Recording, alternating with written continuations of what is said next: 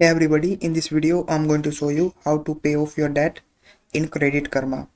So the first thing you need to do is just assess your debt. So simply log in your Credit Karma. You can go to the Credit Karma website or open up Credit Karma app.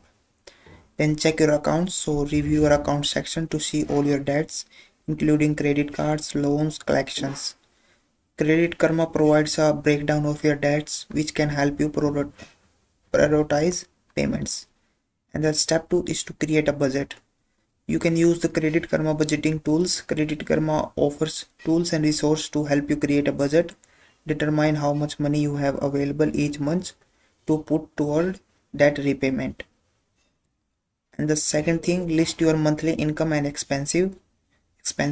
Include all the source of income and fix variable expenses to see how much money you can allot toward debt. And the third step is to choose a debt repayment strategy. You can choose avalanche method, snowball method, or the debt consolidation. Simply choose any of these methods that works for you. And the step 4 is to make the automatic payments.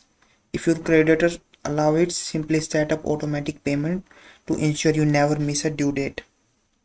Make extra payment whenever possible. You can also make extra payment on your debt to reduce the principal faster.